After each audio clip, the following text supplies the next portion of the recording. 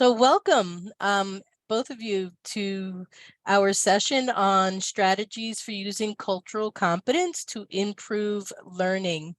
This is primarily for instructors and how they can use concepts of cultural competence in the classroom, because it's important for creating inclusive learning environments where students from diverse backgrounds, cultures, experiences feel valued and respected.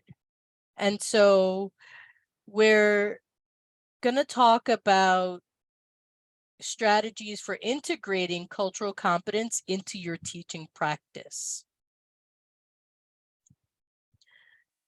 Before we get started, here is our agenda. And we're going to do some defining of cultural competence. Again, like I said, we're going to do a lot of self-reflection. We're going to talk about getting to know your students. We're going to talk about multiculturalism and how to incorporate that. We're going to talk about dialogue and why dialogue is so important in being culturally responsive and for cultural competence, and how those types of activities can really support our students. We'll talk a little bit about culturally responsive teaching, and then we'll wrap up. So what we'll do next is take a moment to use your chat feature. Right at the bottom of your screen, you should have a toolbar with chat as one of your options. In the chat bar, before you hit send, answer this question: what does it mean to be culturally competent? Don't hit enter yet, or don't hit send yet. Take some time to really write down what you think about cultural competence. So we'll give you a couple of seconds.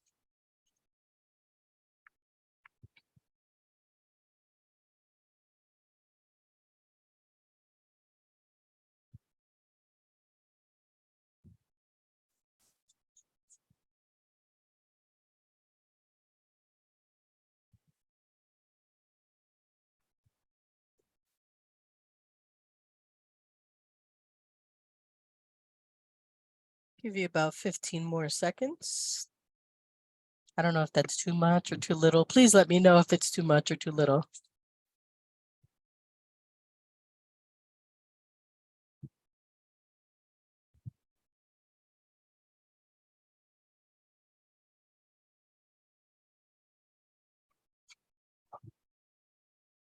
So if you have an answer, go ahead and hit enter in the chat so we can all see.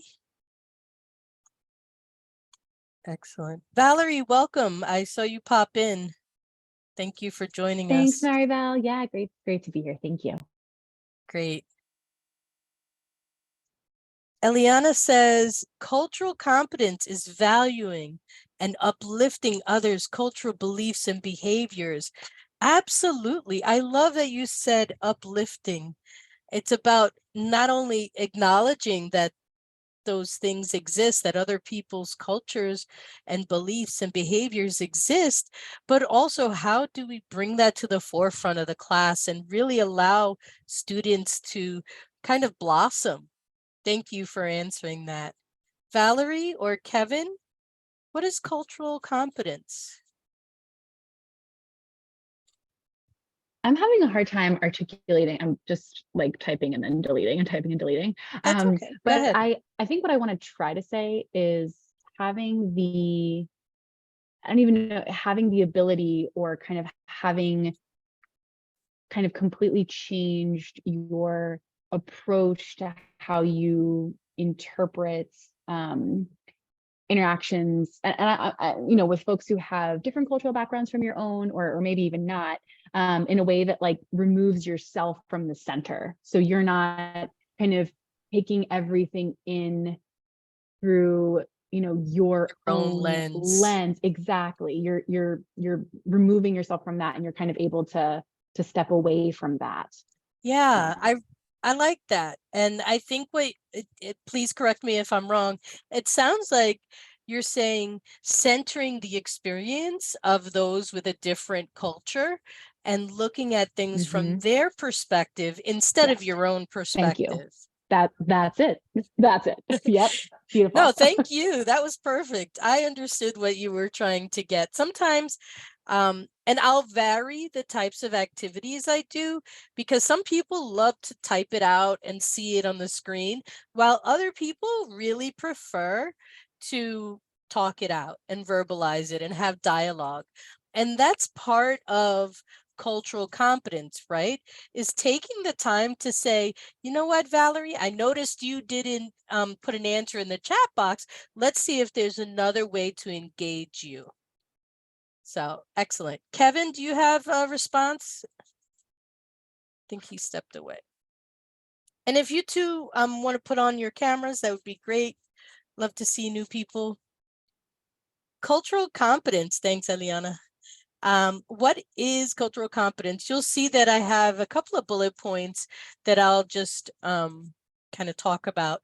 Cultural competence really is the ability to understand, communicate with, and effectively interact with people of different cultures.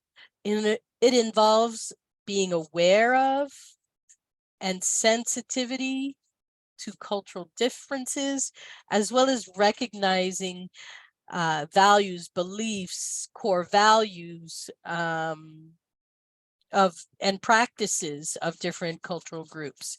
It requires a willingness to learn and understand those different cultures, to adapt one's behavior.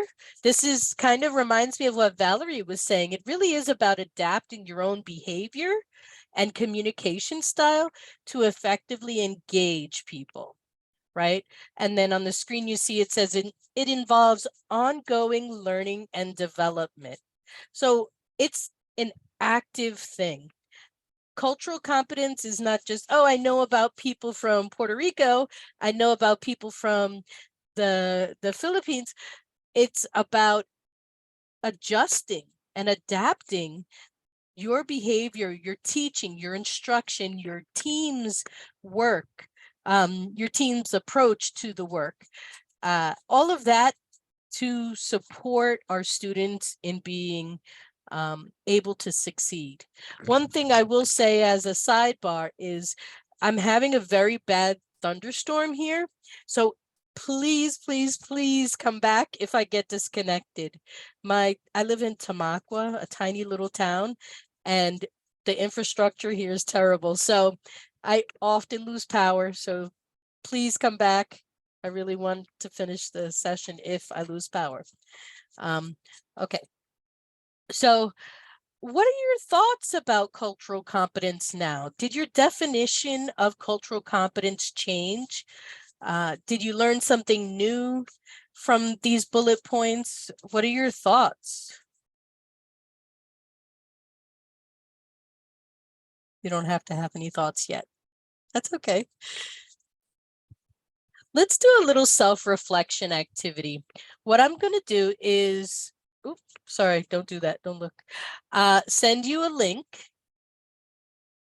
to, oh yes, ongoing learning is an important reminder. Absolutely. I'm going to give you a link if I can figure out how to get back to that page. Uh-oh, I think I lost internet. Nope, it's here. Okay, I'm going to give you a document where you can reflect on one of these questions.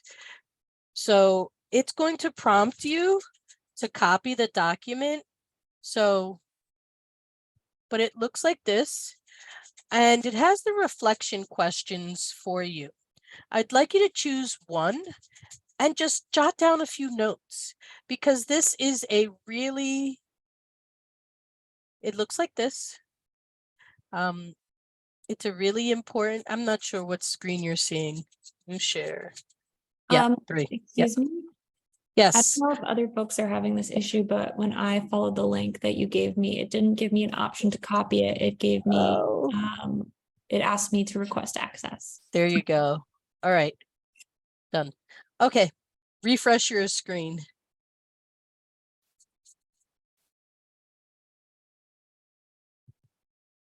All right, did everyone get in? Yeah, now it's working. Thank you. Perfect, thank you. So you should be able to make a copy. I want you to take 6 minutes. It's 2:12 right now, so rejoin the discussion in 6 minutes. Just jot down an idea or an answer related to one of these questions.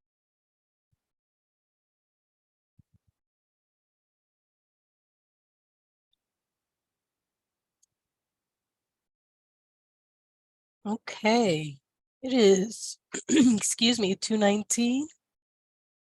Finish up your last thought.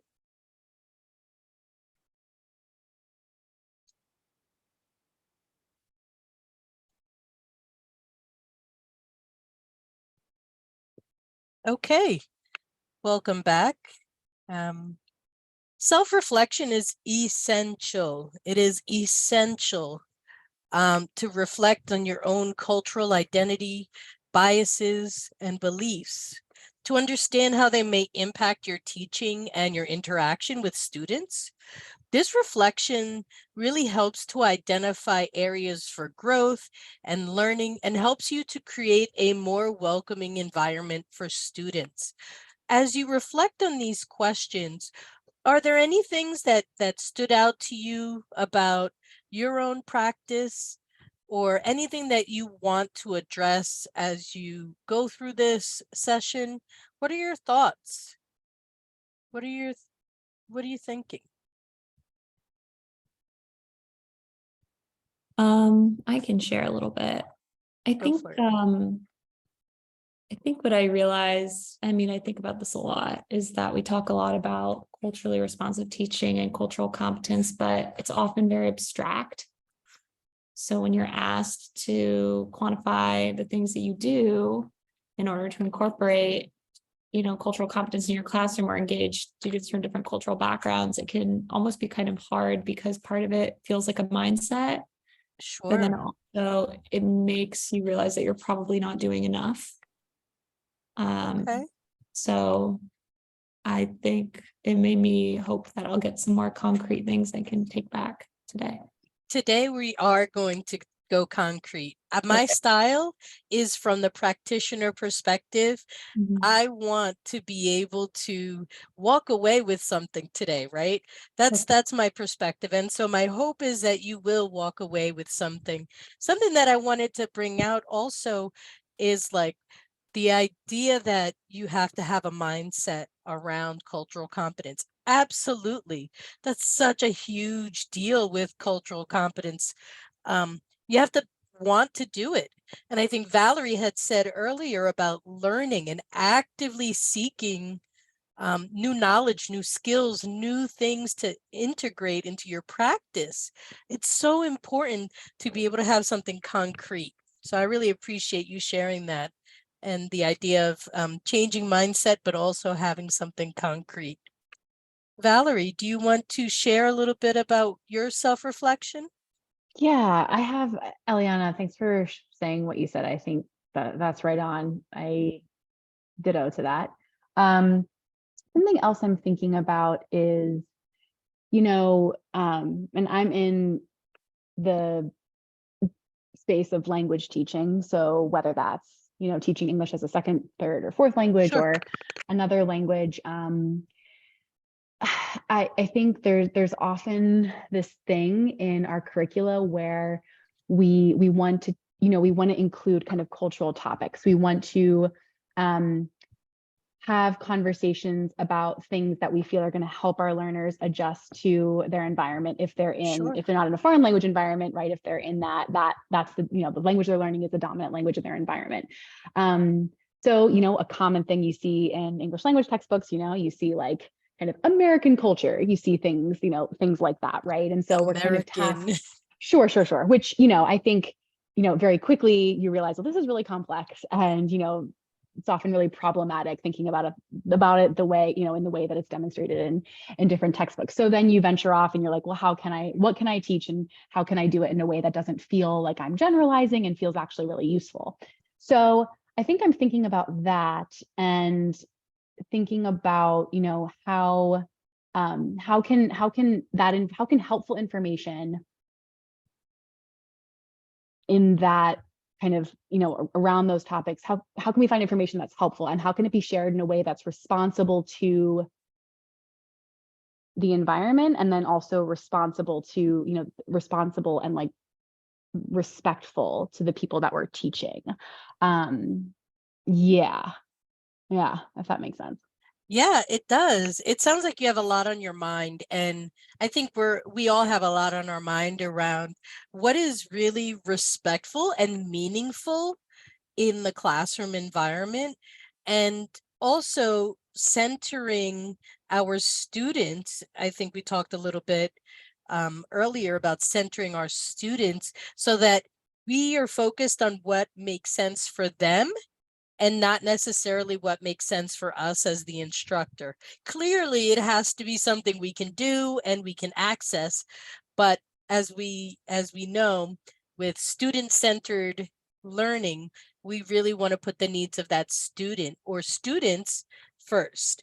And in particular, with the English learners that we address in adult ed, they are often coming to us in a situation that might be stressful, or like if they're a refugee, or they're looking for work, or it could be a number of things. In particular, learning how to navigate a new culture or a new language, and it's hard. And so when you're the person that's saying, this is how you say, I'm going to hang out with my child today, it can be really, really a daunting task for anyone to help students get to that level of fluency. And so I really appreciate that reflection, and I hope you find some useful tools today. Kevin, did you want to share? I saw you come in and come out.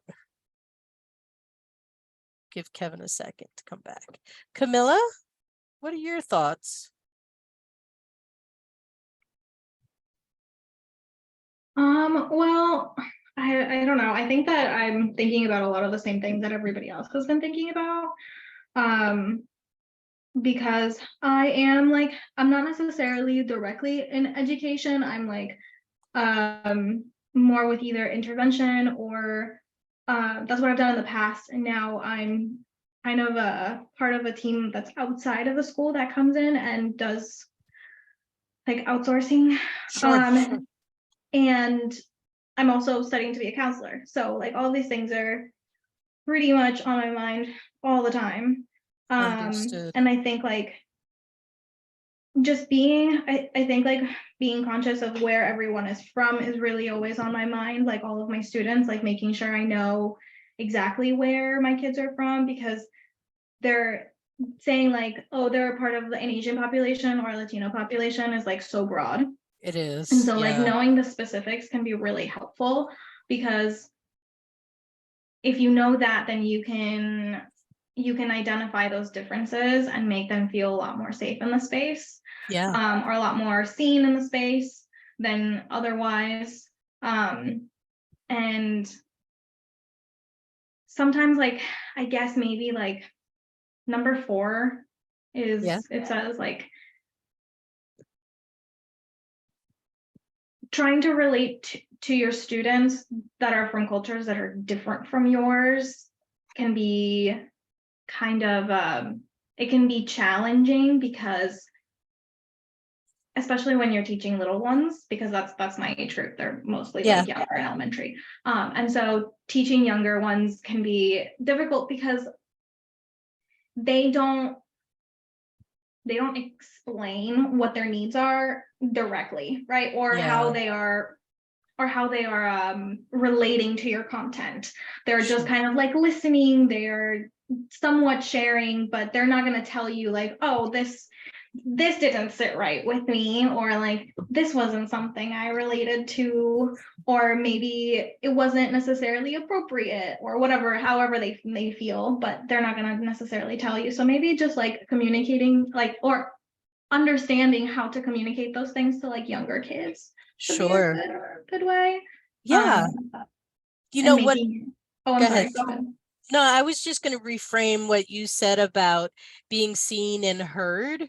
Our students, wherever they are in terms of level, always want to be seen and heard and reflected in the materials that we use, reflected in the curriculum, reflected in the environment, the physical environment, pictures and stuff. So I think you'll find some activities here that might be helpful. In particular, my next one, which is all about getting to know your students. So on the screen, I have 4 students, mock students. It's important to take time to learn about your students' cultures, backgrounds, and their learning styles. Camilla, for your little ones, you might need to do this a little bit differently, but stick with me and hopefully you'll see the relevance soon. This information will help you to design lessons that are relevant and engaging, and it also helps you foster positive relationships with students. So here I put a few questions under these pictures randomly that might support you in getting to know your students.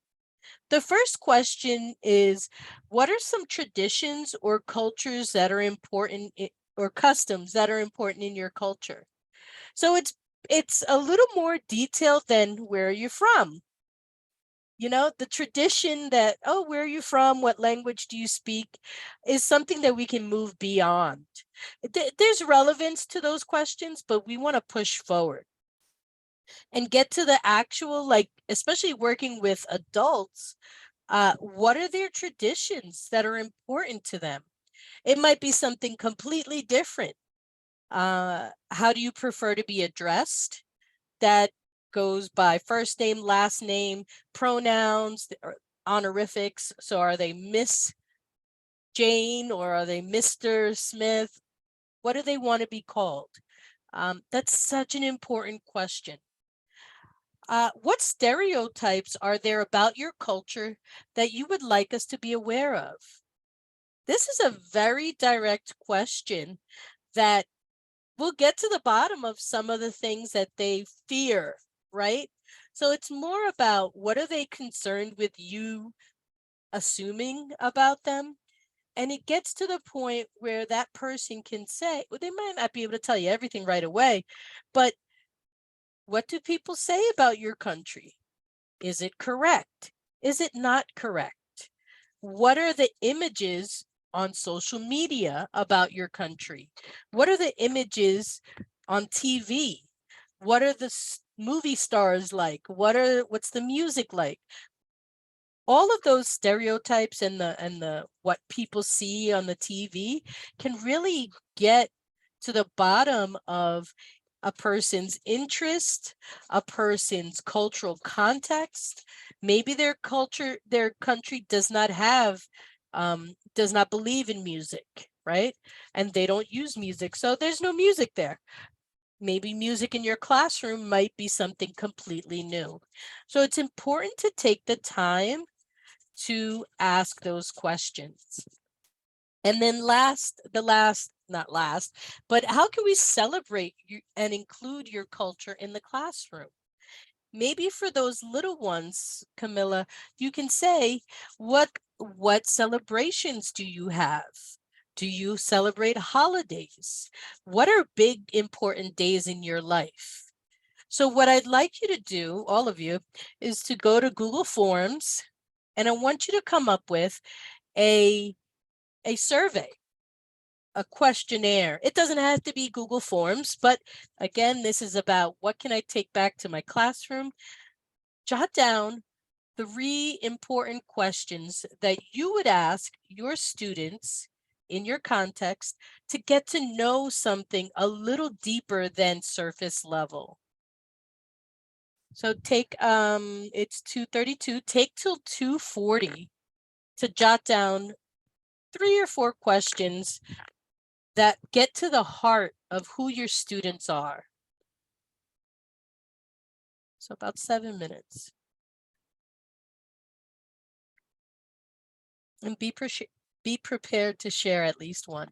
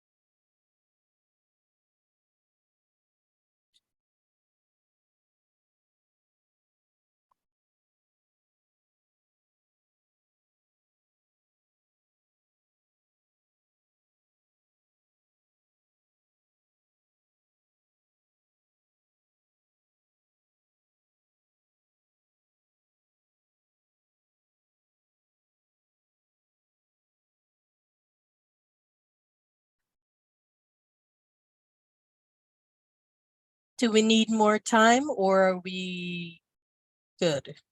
Just want to check in. 2 thumbs up. And Valerie and Camilla, how are you doing? I'm ready. Sorry. Okay. No problem, no problem. All right. So what are some of the questions that you wrote down? I'm going to start with Kevin, as I haven't heard from you today. How are you, Kevin? I'm doing well. I'm sorry that I keep avoiding you. You are avoiding me. So I started with kind of 2 family questions. Yeah. So the first one are, what are some events that bring your extended family together? And I might try to lead into it just talking about that maybe within my family, we really only get together for special events. It's not as common for us to get together every weekend or once a month. But to hear, because I know for other groups, they see each other every weekend, and that's great to hear. And then in digging a little deeper, I said, what traditions will you teach your children, nieces, nephews, cousins, to make sure they learn that importance of carrying on those family traditions? I love those questions. Those are really important questions. I can see them working for students directly, but also for Camilla as working with the little ones. She could send questions like that home to her parents that she's working with, or to the teachers even, to help them address the students. Those are really important questions about traditions and the concept of leaving a legacy, or leaving enough information for those who come after you to continue those traditions. Excellent. Anything else, Kevin? I have others, but I bet the rest of the group have great ones. All right, sounds good. Let's start with Eliana. Well, something important for my teaching context is that my students are all recently arrived refugees and asylum seekers, and they have to begin classes with us within 30 days of arrival. So it can be a little overwhelming. I try to think about questions I could ask them that wouldn't add to like the mental load of resettlement. Yeah. So one of the ones I wrote was, what is the story behind your name? Oh, Because I felt like that might be yeah. a nice way to talk about their family and who they are that doesn't kind of activate some upsetting things. Yeah. I also wrote, what is your favorite way to learn something new? Do you like to learn through music, movies, games, or something else? To try and hit on that like cultural knowledge in a way that Yeah. connected to learning, because sometimes Yeah. my students will be like, I want to learn. This is not about learning. And then I wrote, is there anything about living in the US that makes you feel nervous? How can I help you learn and prepare for that? That's a really powerful question. So you're empowering them with the ability to ask for support. And that is cultural competence, right? Is you're getting information so that they get the support that they need. So I really appreciate you sharing that. Those are really great questions. And I love your question about the music, if they learn through music or something else. I was really powerful too. I think people do spend a lot of time using music or storytelling or other avenues to pass down information or to share or celebrate. So that's really great. Thank you. Valerie? Taking notes on these great questions. I think You this should. kind of, yeah, I think this is kind of similar, Kevin, maybe to your second question. How does your family preserve and pass down important traditions to younger generations? And I think it's also, you know, working with adults. Usually most adults in the classes that I've taught, you know, have kids. I would say, yeah, usually they're adults who are parents or have kids in their lives. And so thinking about the younger generation, that usually gets people talking. And I was also thinking about, you know, something that's interesting is kind of like, and this goes back to kind of stepping away and not not viewing things through your own lens, inviting them to share who an important cultural figure or cultural icon is for them in their own culture, rather than kind of making the assumption that I might, you know, I can put forth a name and everyone's like, Yeah. oh yeah. But inviting people to share kind of who they would like to see representing their culture on kind of a larger stage, you know. And yeah, and letting them share about that. And I think another thing too, just thinking about like really open-ended questions in general and trying to leave a lot of room for different types of answers so people can respond in a way that yeah, it just feels pretty free and open, which can also make students uncomfortable, but It can, but I really appreciate that you said, like, make room for different types of answers. And that is cultural competence, right? One person might say, oh, I really like the, the activist John Smith, whatever, I'm making it up. Or I really like Martin Luther King. Well, but they might say, you know what, my grandmother taught everybody in the village to read, or my Uncle Joe built the school down the block. It might be someone in their family. And so I really appreciate the idea that answers don't have to fit in this tiny little box, right? If you think back, if you went to school here in the United States, we often talked about heroes, right? And it was always some person you never heard of before that did something to make a law go into effect. And you're like, doesn't really connect to me, right? Okay, Martin Luther King. Okay, George Washington, whatever. but really doesn't make a connection to my life, maybe, maybe not. That person from another culture might say, well, the president of my nation isn't a hero for me, my grandmother is, or someone else is. So I really appreciate your idea of broadening what their answer could be. Thank you. Camilla? I really liked the like the customs and traditions question, and like I like to think of creative ways to ask the questions to little kids, especially if we're working like second grade and under. So a lot of drawing is usually what I use, and things to like prompt them to kind of show and demonstrate what things look like. And so one of the questions I thought about was to understand like their home environment, is to draw what home looks like. So like anybody that lives there or is important is often there. So that way you get to understand like the structure of the family. And like see, because it's also a really like great way to not ask who is your caretaker. Like, is Right. mom, dad, maybe they're not in the picture, and maybe that's sometimes sensitive, and Yeah. little kids don't necessarily communicate that in the best way. They just might get like a little uncomfortable, or like you don't necessarily want to ask those questions or say, take this to mom, and mom's not in the family dynamic, right? Yeah. So getting a sense of what home looks like and who is the caretaker is a really important factor. And like maybe drawing that, as well as maybe drawing a holiday. So you Yeah. can see like the extended family to understand that. And I actually, I wrote, who is your hero? As That's one of my great. questions. So, yeah, because of the same reasons that you said, you get to understand who and how Yeah. people like appreciate in their lives, and maybe why. And you can ask them to share like, why is this person your hero, or what they have done for you.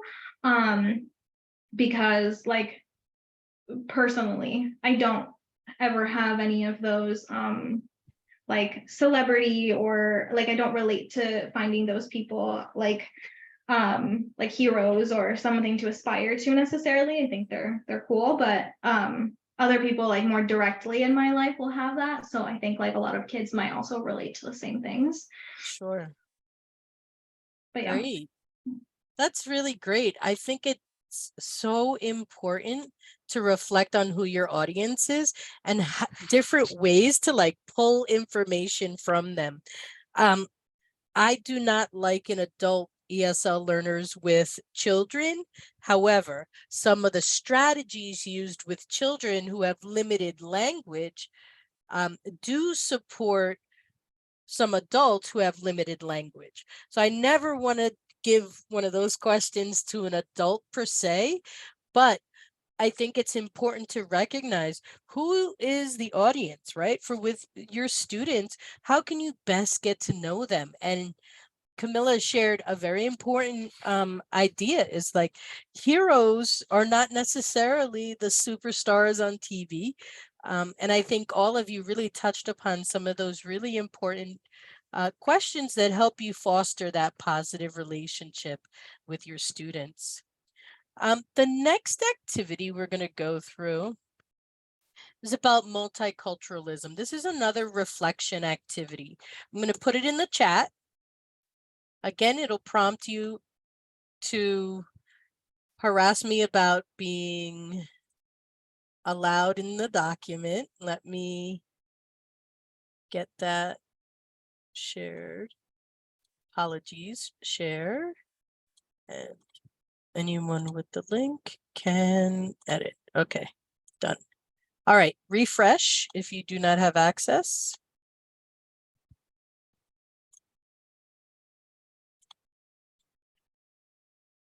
All right.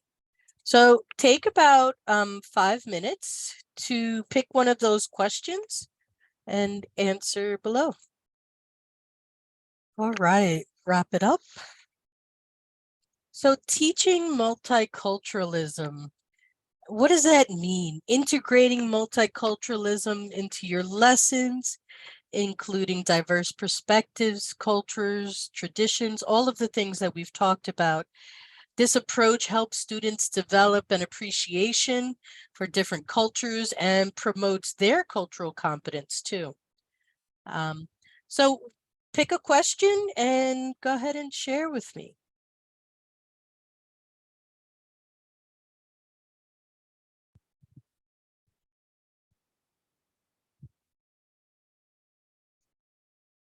Who would like to go?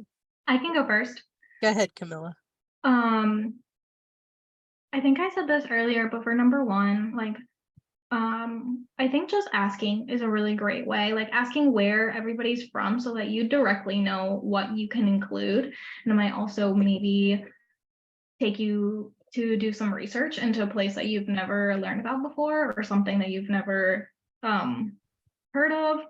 And it could be really interesting because you could learn about different holidays or different like values that people have within that culture. And it could be a learning experience for you and the kids.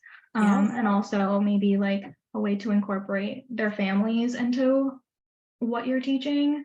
If maybe they want to bring something in that is representative of their culture, or maybe they can have, like, you can have a guest come and speak to kind of show something that could be special, and really like make it more of a community feel inside of your classroom. Because I don't know, I think that like bringing in the community is a really strong part. Like it strengthens the relationship between like you and your students. And between students, right? Student to Yeah. student. I really love that you talked about building that community. It's so important for students who might be, you know, significantly different in their culture, in their language, or their interests, to build community with one another. In the adult world, in the adult education world, we capitalize on those relationships built in classrooms to support students in going into the workforce, right? You have to learn how to work with each other so you can learn to work with people out in the community. And so bringing the community in for children is a great way for them to experience different cultures. And bringing the family in is so powerful for people to learn about what's beautiful and amazing about other cultures. In the adult education world, we have to seek those opportunities, right? They're rare because we have objectives, we have to get things done, we have to meet our funders' requests, but it's important and you can make it a learning experience. Next. I can share. I mean, I think this kind of gets to the thing I was talking about before of struggling to maybe quantify how I do these things. I had some things about like asking students to loud outside. That's okay. To share artifacts from their cultures, to share photos when they feel comfortable of their families, of when we talk about things, especially because we learn online in my class. So we're all in WhatsApp groups together. And if a student says, oh, I love to cook this dish, I say, oh, can you send a picture? And then we can immediately all look at the picture together and appreciate, you know, or when a student's talking about a holiday and they tell me that they've decorated their house, I say, oh, can you show us photos of your house? So I think that's been one way, especially because a lot of my learners are beginning proficiency. That's been a way for us to connect. And build vocabulary, I assume. Yes. Right? And also celebrating like cooperative overlapping. Yeah. And, you know, unique styles of speech that in different classrooms, teachers might say, stop interrupting, or, you know, instead affirming that is an alternative communication style that's common in a lot of different cultures around the world, and welcoming that as a means to participate. That's great. I really appreciate your focus on the communication and how it's different for other cultures. In one culture, it might be if an elder is speaking, you dare not utter a word. And in other cultures, it's a more of a community of, oh, whoever has the idea, spit it out, say it now. But I appreciate how you reflected on using pictures to help develop community, to help develop this appreciation for artifacts from a culture or country. I really, really love those ideas. Kevin? Great points. I try to use my warm-ups as an opportunity, and so I feel like one of the challenges is trying to get people to write. And so I'll try to use prompts where I encourage them to. One of my favorites, I'll say up front, is teach me. I want to learn. And if I were to go visit your home country, I want to make sure I'm courteous and respectful. So what do I need to know before, if I'm going to go meet your family in your home country, what's important? And then from there, if they're comfortable, we share with a larger group. Another favorite strategy, and in some ways it's what Maribel's got us doing, is small group discussion. Have some common prompts, but they're in small groups and they talk to each other, and it gives them a chance to interact. And that way we're giving voice to everybody. Whereas if it was a large group, but there were 15 of us, Maribel wouldn't have time to get all 15 of us to talk. She'd find a way. I would. But if it's in small groups of 3, there's lots of opportunity there. And so there's lots of voice.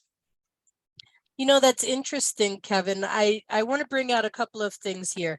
You talked about just in the example about for 15 people, especially on the online environment, which some of us are doing, we're teaching.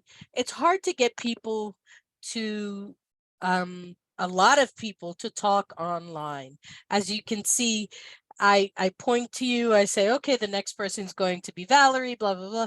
But with a large group, and we're going to talk about this in on the next slide, really engaging different ways to get people to dialogue with each other.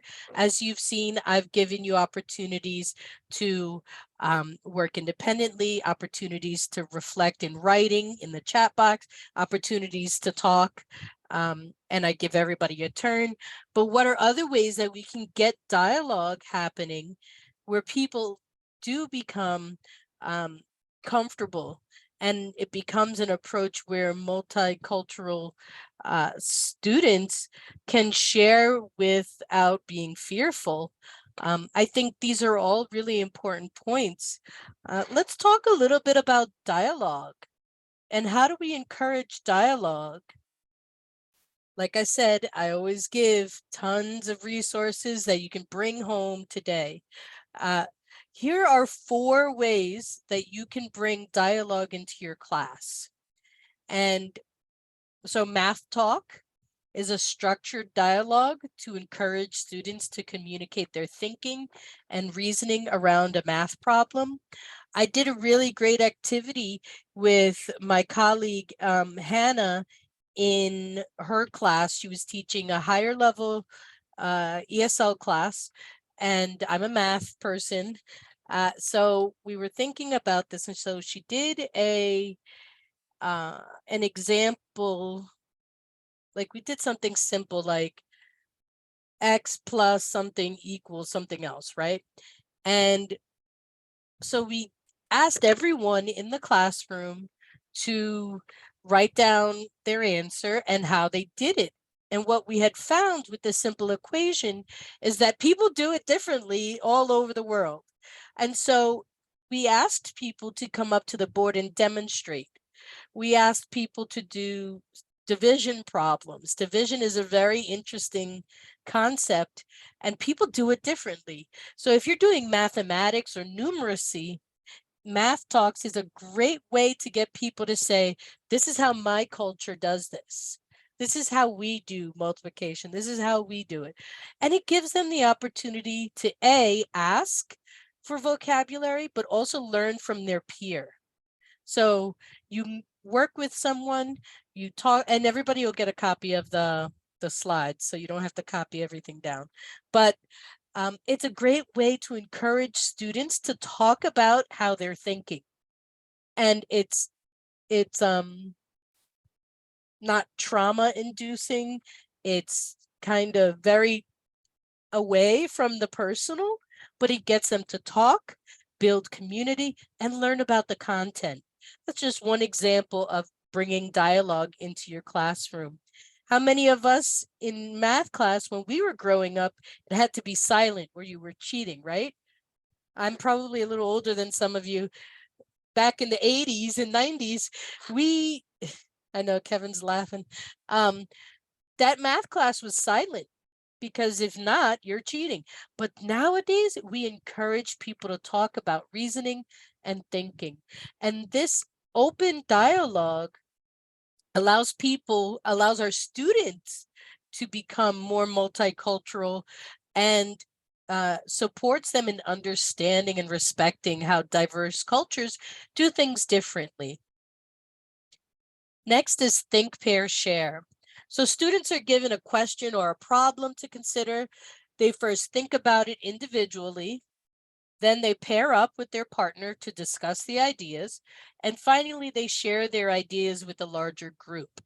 So this gives people the opportunity to build language, to build confidence around the topic, to build vocabulary, whether they're a GED student or an ESL student or a little kid, just learning their ABCs and 1, 2, 3s. Let them talk about the topic together first. It's that small environment. You get a little more comfortable. Usually they're sitting next to a friend. And then let them share out as a whole. It makes them a little bit more accepting of the audience if they have someone by their side, right? That's talking about the same topic, that's supporting them. Then we have 4 corners, and I'm going to demonstrate 4 corners with you. The teacher poses a question or a statement, and students move to one of the 4 corners or areas of the room that represent different responses. And I'll show you how to do that online in just a minute. So the teacher would say, voting is important, right? And then you'd have 4 answers: yes, no, sometimes, not at all, and there'd be 4 options, and people could go to each of those corners, or I'll show you online, and then talk about what their position is, right? Maybe not do a conversation about voting. That might be a controversial topic, or it might not be specific to your students, but the concept of 4 corners really gets people to learn about one another and their values and their ideas. And if you give people time to talk about those ideas, it makes them build community. Again, enhancing the relationships, building those similarities and differences, and respect. And then lastly is Jigsaw. Jigsaw is when students are divided into smaller groups and they become experts on their particular topic. So let's say you give them an article or a recipe or some kind of content. And then I would put Kevin and Eliana, you look at paragraph 1 and 2. Valerie and Camilla, you're going to do 3 and 4. You become an expert on that topic, and then you report back out so that the whole class gets to learn about everything, but the students are placed as the expert in the room. And that is a really great way to boost self-esteem, to support their dialogue, and to give them the floor to be the expert really does help students in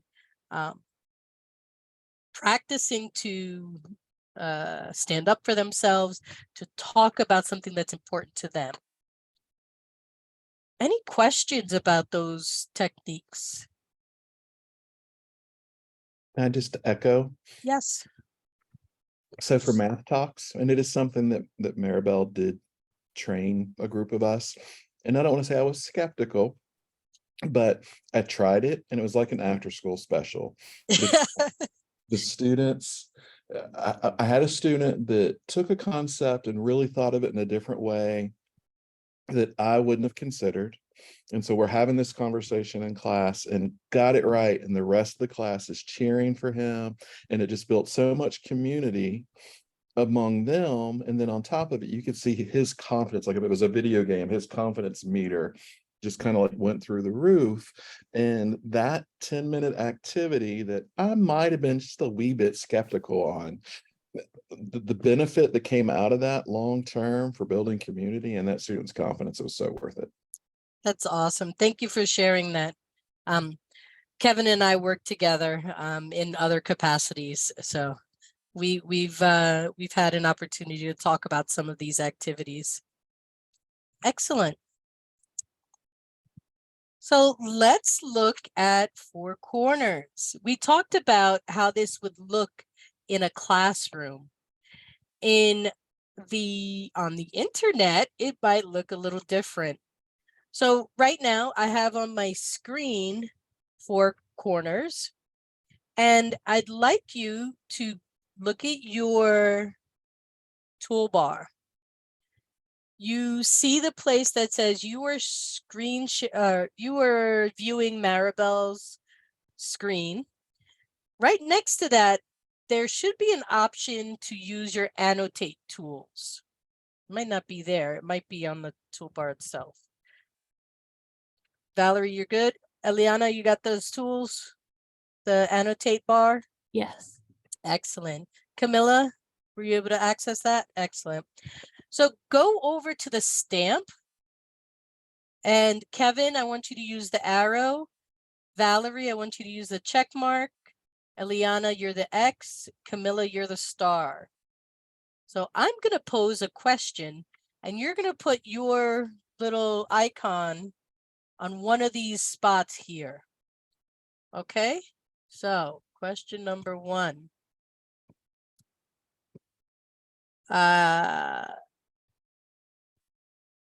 I choose, no, that's not a good question. Actively seeking out opportunities to learn about cultural backgrounds enhances my students' practice or my students' skills. Oh, look at that. How wonderful. Excellent. All right, let me clear all that. And so as you can see, it's very simple. Pasta is better than bread. Right? Go ahead and put an answer.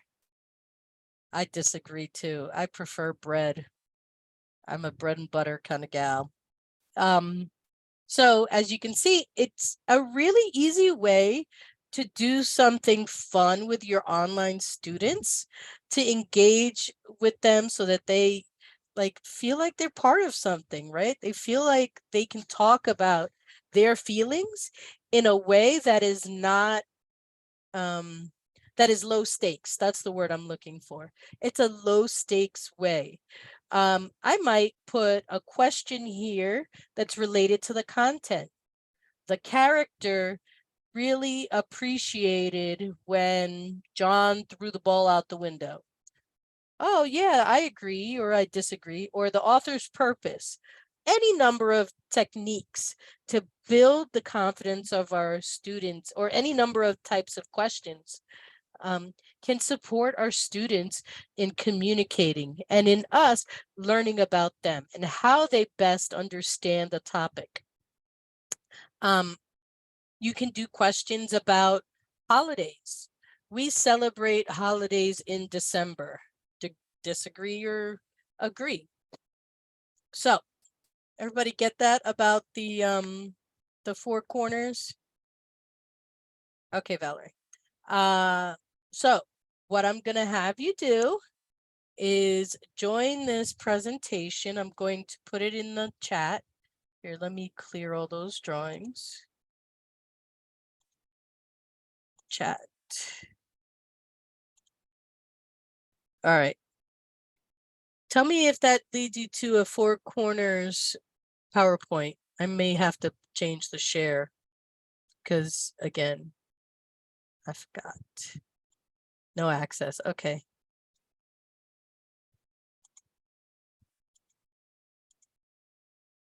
Okay, refresh. Okay. If you were not able to get on, I hope you were able to get on now. Yes, no? Okay. So what I'd like each of you to do is pick a slide and create a question that you would ask your students.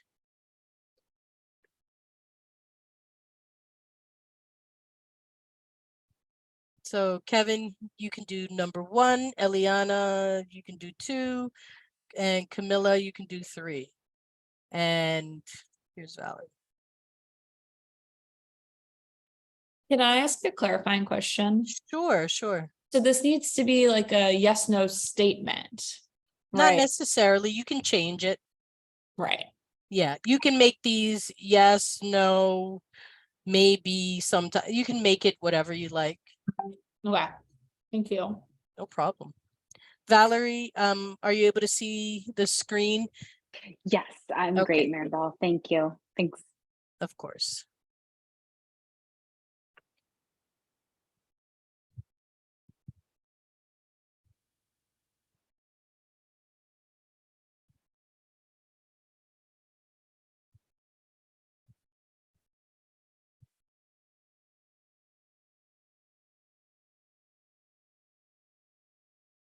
So what we're doing, Valerie, is using the PowerPoint that I put in the chat box for developing our own 4 corners. Again, you can change any bit if you want to use slide 4, Valerie. I know you're on your Okay. mobile I'm gonna device. have to, yes, I'm Yeah. gonna have to drive. So I might be doing more kind of just thinking Okay, without, in that's my fine. head, if that's okay. But Yes. that's helpful. Yes, yes. And you'll get all the material via email so that you can access at a later time.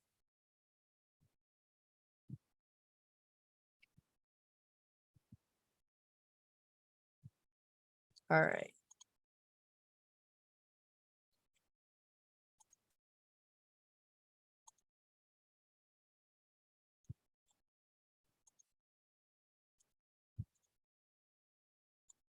Again, you can change those 4 corners if you will, if you want.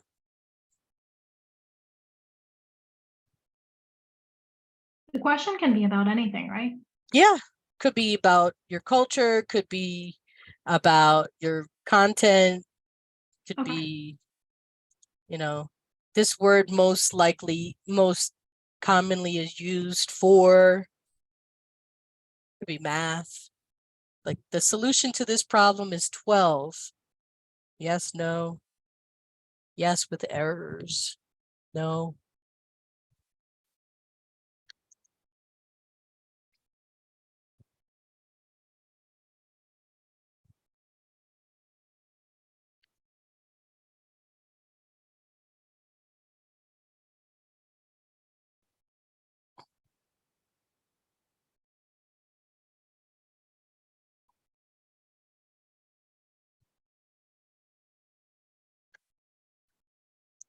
Okay, let's see. I'm going to start with number 1. Let's bring this over. If I could find it. I'm using this new browser called Opera, and I'm just trying to learn it. Okay, let's look at number 1. Who is that, Kevin? Ooh, you're on mute. Tell us about your question and what you're hoping to gain. So I said the matriarch or mother figure is the most important within our family culture, or in simpler terms, mom is the boss.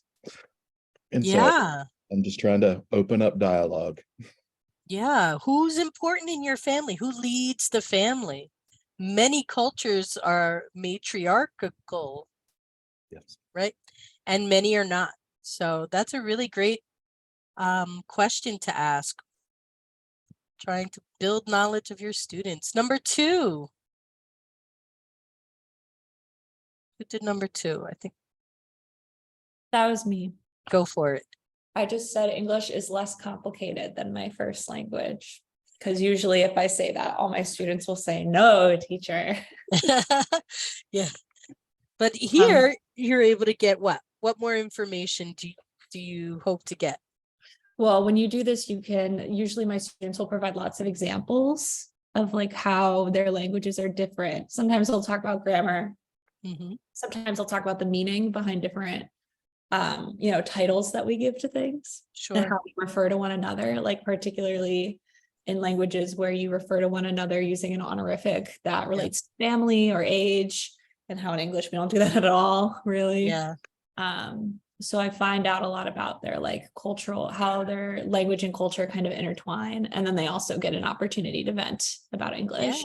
I hate it, teacher. I hate it. Right. I also play a simpler version of this game for those of us who maybe have students who are just beginning, called agree or disagree, where I'll just put a statement on the board and I have a picture of like a thumbs up and a thumbs down.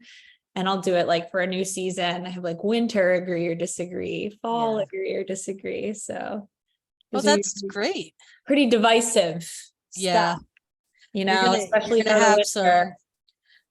some tough conversations about those About holidays. snow I in mean, about the particular. temperature. Yeah, the snow can get people pretty worked up. Yeah, Mhm. that's awesome. Great. And then do you want to just verbalize your question or what you're thinking, Camilla? Yes, sorry, I lost my mouse for a second. I was gonna say, I keep like, I'm like thinking about multiple things and I can't like formulate one question. But I guess the one that I was about to type was, I like to make things from scratch. That's a great one.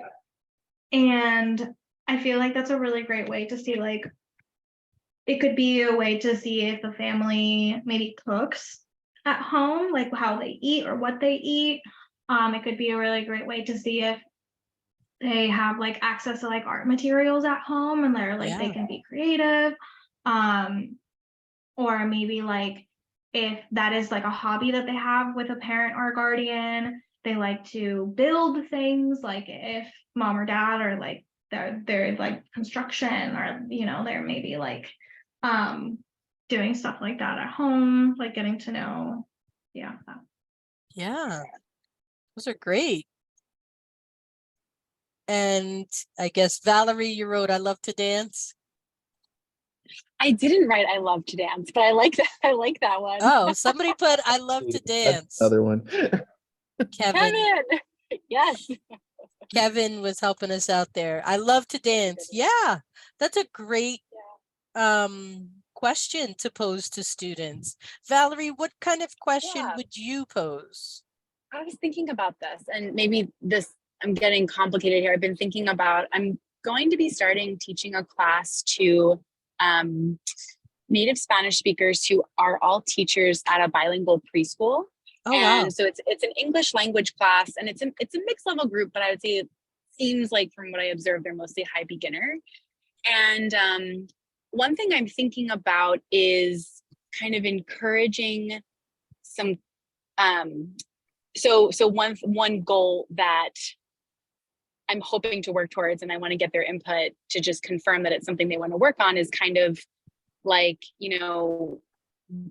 how can they communicate to parents in English during parent-teacher conferences? I know this gets really specific, but this leads me to my point of, I think doing some practice with examples, and in this kind of activity, maybe putting, a sample statement, and then kind of encouraging them to say whether or not they, to what degree they agree with Right. like the statement being a good thing to share in a parent-teacher conference, or a good way of sharing something about, about that child, and having them kind of discuss, asking from the start, like, okay, well, what would you say? How would you say it? And kind of push them to come up with it kind of without any scaffolding, use like an example as to kind of scaffold the conversation, and let them build from there. And kind of just, do that all, while practicing English. So. Yeah, I think those are really great ideas. I think it's incredibly important for students to be able to determine, is this a value of mine? Or is this not a value of mine? And really get them to start seeing what other people are thinking and how do they relate to what they're thinking. I think it's such a great way to get people to start thinking on their own, Right. thinking critically about what other people are thinking, especially in English, right? We're constantly pulling these ideas and these phrases and these idioms to present our opinion. But at the same time, using very precise language can really get to a precise feeling or a precise idea where people can build off of that and then begin to learn things like, oh, it's raining cats and dogs, right? To indicate that it's a rainy spring day. So I really appreciate all of your examples. Thank you. So is this something you can do in your online class? Yeah, very easy, right? So there's a lot on this slide, so don't go reading it yet. Using culturally responsive strategies, such as incorporating students' language and cultures and providing opportunities for group works, can really support real world activities or activities that are aligned to the real world. And they're relevant to students' cultures. Building relationships, as we've talked about, and I think Eliana talked a little bit about cooperative learning. Use cooperative learning activities to encourage students to work together and learn from each other. These can be activities like Jigsaw, which we talked about, where students become experts on a specific topic and then teach their classmates, or numbered heads together, where students work together in small groups to answer questions or solve problems, where you just go 1, 2, 3, 1, 2, 3 around the room. That's what numbered heads together means. Adapting instruction. This is where I think the rubber meets the road here. Adapting instruction.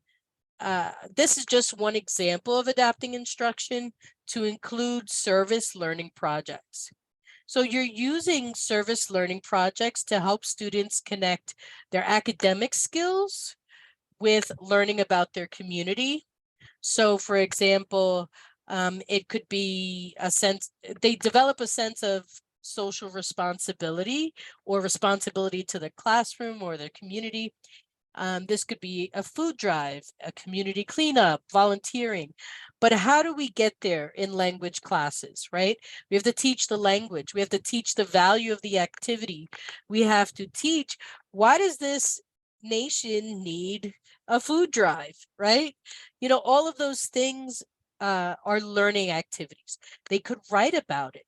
They could learn vocabulary. And this is just one component, one thing that you could add to your class instruction that really connects students to what's going on around them in their community, what's important to their neighbors, and really understanding the culture of your students. Okay. And integrating diverse perspectives. Again, all of these techniques have to be intentional. Intentional, always. Incorporate diverse perspectives and experience into your curricula and your instruction.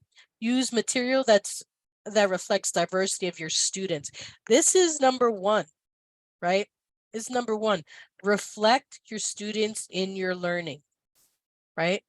Let's say you're doing an activity with your students about voting. Yeah, we can say that women got the right to vote in America in whatever year. But do women vote in their culture, right? And so switching from being, what is it called?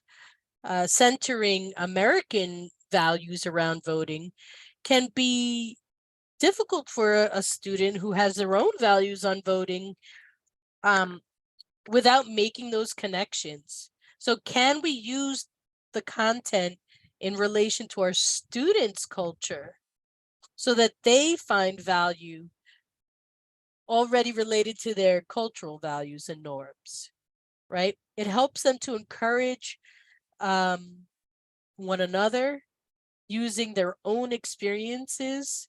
And it's a really simple way to be culturally responsive, right?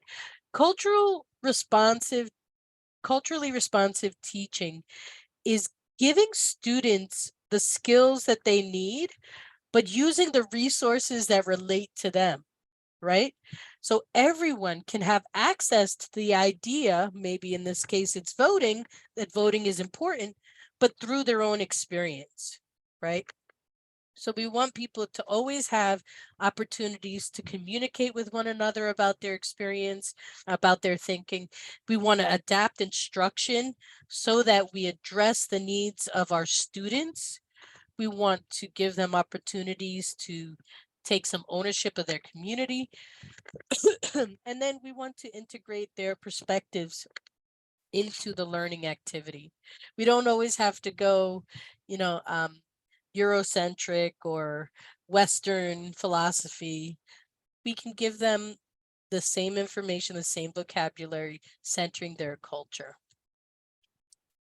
So those were a lot of activities, a lot of conversation, a lot of reflection.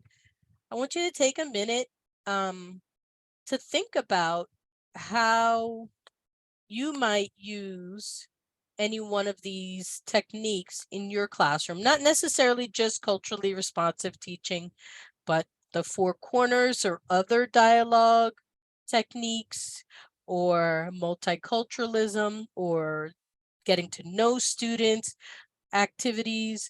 What are some of the things that you're thinking about for your own practice? Take a minute and think about what that might look like for you. And then put it in the chat box. Valerie, if you want to orally share your ideas, that's fine too. I know you're driving. Thank you.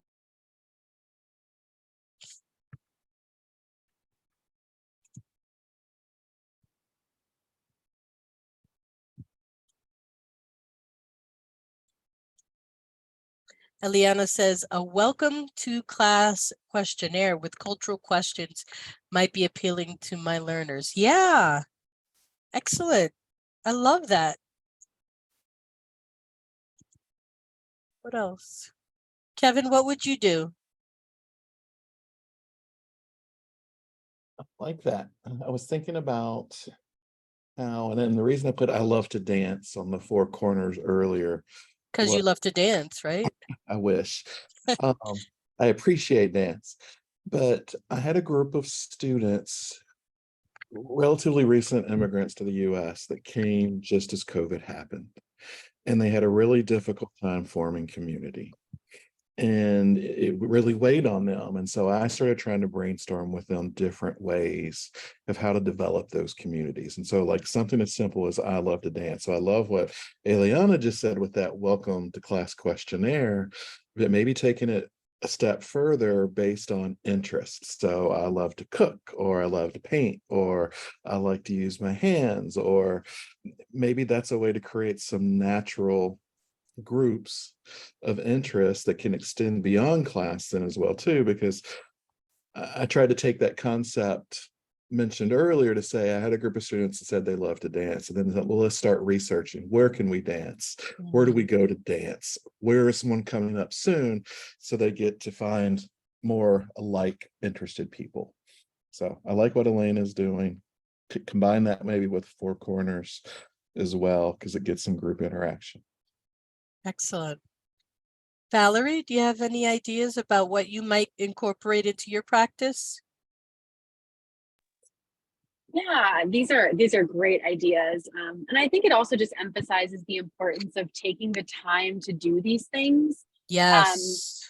like whether or not it's explicitly connecting to your content for the day, your topic for the day, I think I made a note to myself to like do this, kind of focus heavily on building community in the first couple of weeks, but then continue to do it throughout the course and not just stop thinking, oh, well, we all know each other. We know a bit about each other. Great, we're good, you know, kind of thing.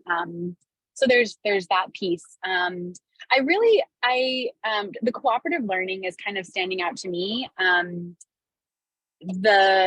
think those of us who are, working with, well, let's just say adults in general, because I think, again, things have changed generationally, but, a lot of adult learners are really come into class expecting teacher as expert, like I'm here to listen and, maybe take notes, show that I understand.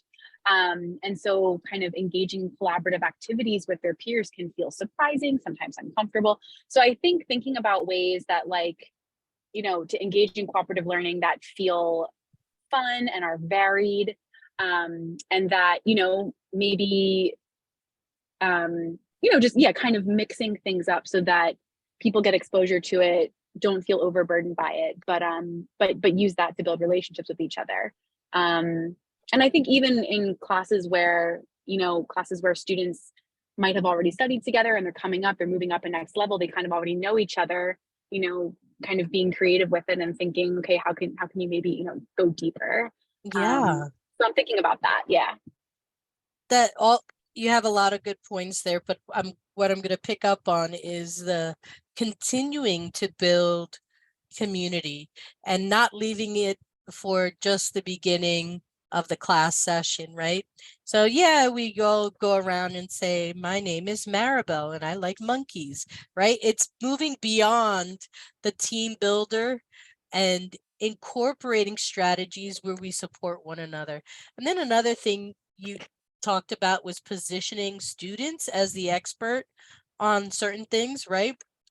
So many of the students in ABE, GED, ESL, adults come into the classroom with expectations, right? They had a bad experience often in education, or maybe they had a great experience and they want their teacher to be just like that teacher from the past, right? People have expectations when they walk in. And so when, like Valerie said, when you say, okay, how did you do it? It can be off-putting. It can be like, oh goodness, I'm in the what do they say? I'm in the driver's seat now. I've never done this. And really valuing their ability to reflect on their experiences and reflect on what they've learned in the past.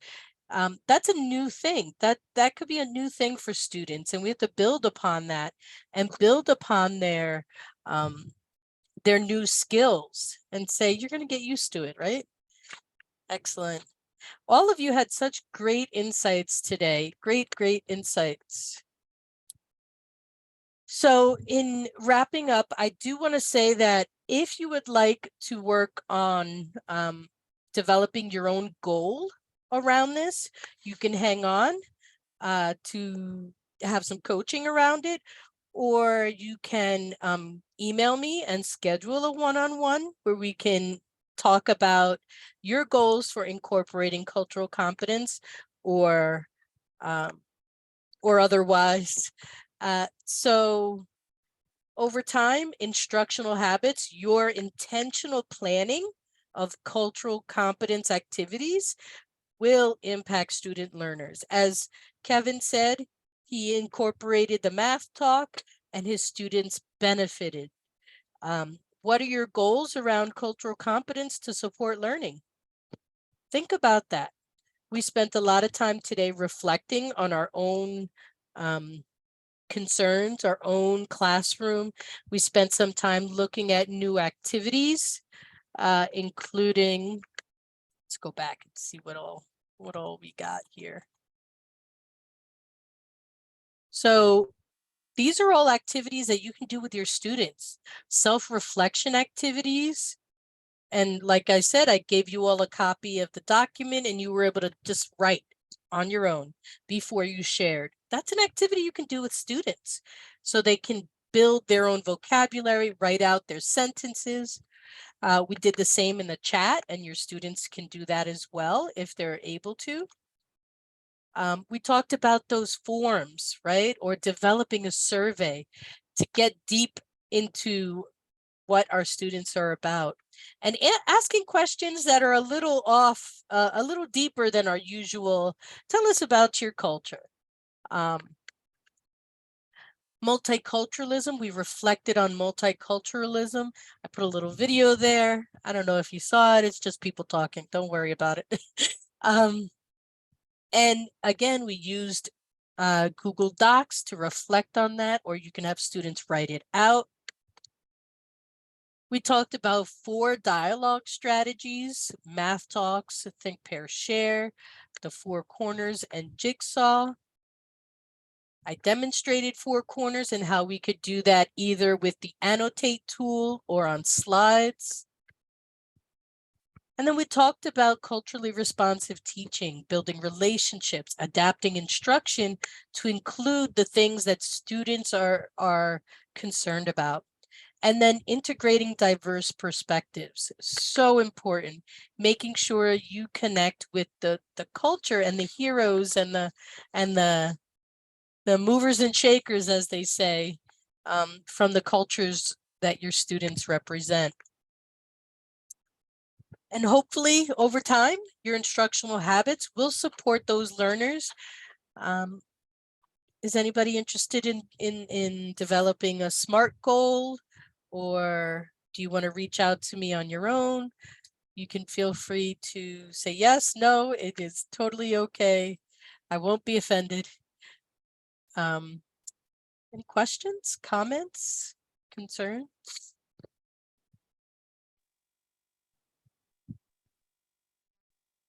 Don't all Yeah, speak I want at to echo what once. Eliana wrote.